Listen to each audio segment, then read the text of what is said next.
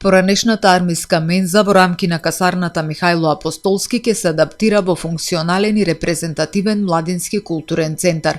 Руинираниот објект, кој се простира на површина од 1062 метри квадратни, ќе се реконструира во современа сала за културно-уметнички, забавни и научни настани. Една сала која што ќе е мултифункционална, кај што ќе може да се одржуваат концерти, театарски представи, изложби, саеми. Значи, се она кое што на Охрид во изминатиот период не е потребно, би требало таа нова институција, Младински културен центар, од која ќе се заврши целата таа постапка, да овозможи не само за граѓаните на Охрид, туку и да како туристичка понуда која што во делот на културата. На Охрид одамна му е потребен ваков простор за слободно изразување на младите, за дружење, размена на идеи, место за творење, промовирање и стимулирање на креативноста, вели Јован Цветковски, раководител на Младински центар. Тој посочува дека Охрид како град на културата нема затворена концертна сала, нема голема галерија, изложбен простор кои би ги задоволувале стандардите на уметниците. Потенцијалот на објектот и просторот во поранешната касарна е огромен и младите со нетрпение ја очекуваат неговата трансформација.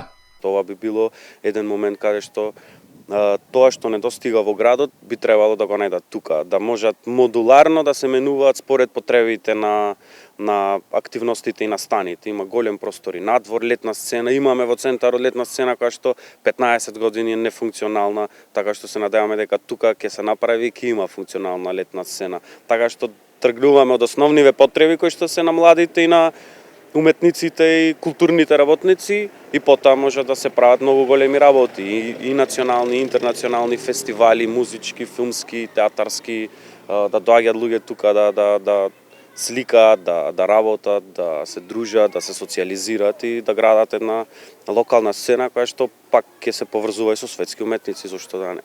Во тек е распишан конкурс за идејно архитектонско решение за реконструкција и адаптација на постојниот објект во Младински културен центар. Конкурсот завршува на 15 мај, а резултатите ќе бидат објавени најдоцна до септември годинава.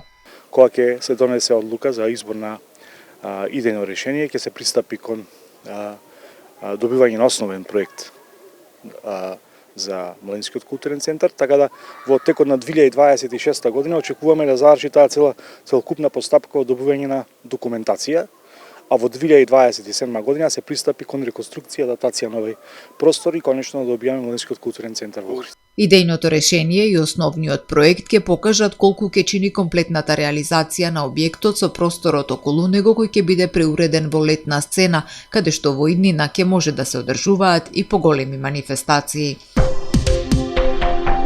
На свечена церемонија на маргините на најголемиот и најзначајниот годишен собир на кардиолози од целиот свет, а во организација на заедницата на кардиолози на американскиот континент, American College of Cardiology, денеска во Њу Орлеанс, Соединетите американски држави, на познатиот и признат македонски кардиолог Никола Бакрачевски од Охрид му беше официјално врачена титулата соработник на Американскиот коледж за кардиологија, престижна група на еминентни кардиоваскуларни професионалци признати и почитувани од глобалната кардиолошка заедница.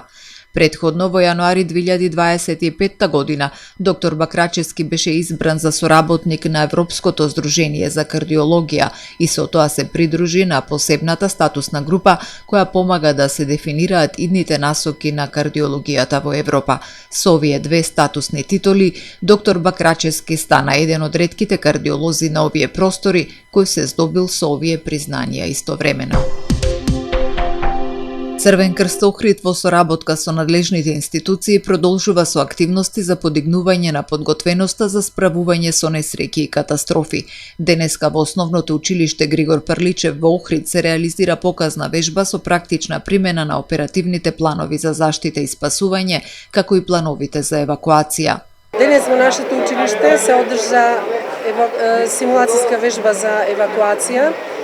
Целта на вежбата, која што всушност е наша законска обврска, е да се подигне подготвеноста на учениците и на вработените за постапување при евентуални вакви или слични ситуации.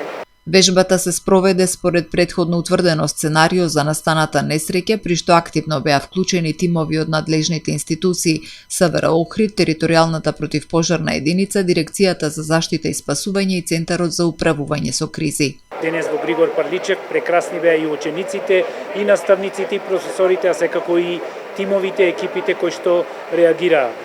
Сето гледаме да биде што пореално, значи да се сигнализира, односно да се повика службата 112, оттамо да ги повикаат сите служби што треба да интервенираат, а секако и оние излези, насоки на движење во самото училиште да се испочитува, да се извежба од страна на учениците и наставниците. Ова го направивме во првата смена, ќе го направиме и во втора смена и продолжуваме и со другите училишта. За тоа колку вежбата изгледаше реално и каква е користа од истата, најдобро зборува искуството на учениците кои денеска имаа можност да бидат дел од симулацијата. Да, беше малце страшно и малце трагично, ама издржавме, помина све. Ми знае што беше толку реалистично и дека беше многу реално што може да се деси и многу беше добро испланирано. Многу голема помош што имаме вакво нешто да искусиме. Од Црвен крст Охрид информираат дека со ваквите активности за подигнување на свесноста и подготвеноста кај учениците, наставниот кадар и институциите за соодветно постапување во кризни ситуации, веќе се опфатени 60% од сите образовни установи во општините Охрид и Дебрца и активностите ќе продолжат во претстојниот период. Од јавното предпријатие Водовод Охрид ги потсетуваат граѓаните дека поради изведување на поголеми зафати при реконструкција на пумпната станица Метропол, како и празнење на главниот доводен цевковод со профил F711 мм, вечерва и утре ќе има ограничување во водоснабдувањето на градот и околните населени места. Вечерва после 22 часот целиот град и околните места ќе бидат со намален притисок во водоводната мрежа, а утре од раните утренски часови без вода ќе биде поголемиот дел од Охрид и околните места се до завршување на предвидените активности, информираат од јавното предпријатие.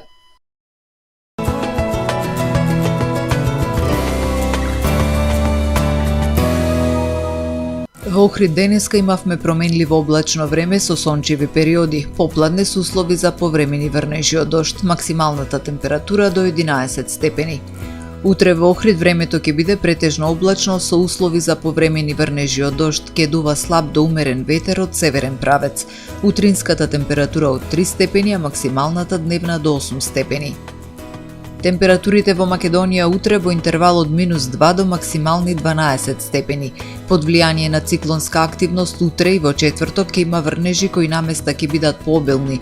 Утре над 20 литри на метар квадратен, а во четврток над 30 литри на метар квадратен.